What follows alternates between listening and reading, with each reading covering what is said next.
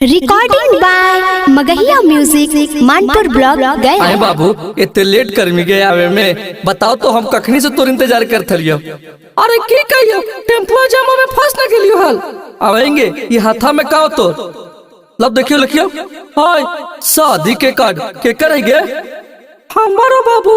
हाय बापा तू शादी करे थी गे और हमार की में थी गे हाय अरे हमार की बेटे के बताओ ना 10 साल से तोरा से प्यार करे थी सोना सोना बाबू ने हमरा गुड मॉर्निंग के बोलते बाबू तू चल भी ससुरा था यहाँ दिया तो मिलल गे अंजलि रोजो रोजो 4 बजे भोर। यहाँ दिया तो मिलल गे अंजलि रोजो रोजो 4 बजे भोर। जय मी ससुरवा गे अंजलि गिरता राजीव के लोर। जय मी ससुरवा गे अंजलि गिरता राजीव के लोर। यहाँ दिया तो मिलल गे अंजलि रोजो रोजो 4 बजे भोर। यहाँ दिया तो मिलल गे अंजलि रोजो रोजो 4 बजे भोर। जय मी ससुरवा गे अंजलि गिरता राजीव के लोर।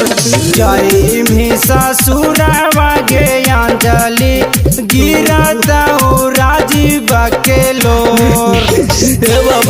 बाबू रे बाबू बाबू बोल रे बोल बाबू ये सब झूठ बाबू बोल रे सुना अरे कैसे भी बतौना बिना रे हम ही कलियो गे अंजलि छोटे से सयाना गे। हमरा अब छोड़ी देनी पियवा पर ध्यान गे। बाबू बोल कौची गलती हो लोगे। हम ही कलियो गे अंजलि छोटे से सयाना गे। हमरा अब छोड़ी देनी पियवा पर ध्यान गे। दिन हो रातों बैठा हानी अंजलि हमारो तू भिरिया गोर। दिन हो रातों बैठा हानी अंजलि हमारो तू भिरिया गोर। जय मी ससुरवा गे अंजलि गिरता राजेश के लोर। जय मी ससुरवा गे अंजलि गिरता विकासवा के लोर। बाबू रे नाची पे बतौना बिना सोना देखिए तो डोली उठतो ना तो हमारा अर्थी उठता तोर क्रिया का के कह दू हम अपन जान दे देबो। राजीव वीरेंद्र महाराज तौ तोरा बीना गे एकरा सटे भाई अंजलि सिनेमा से सीना गे।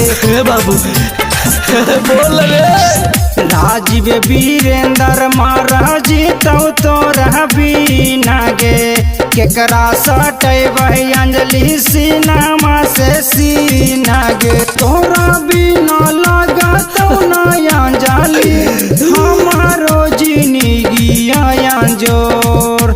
तोरा बिना लगा तो ना अंजलि हमारो जिंदगी जोर। जय मी ससुरवा गे अंजलि गिरता राजीव के लोर।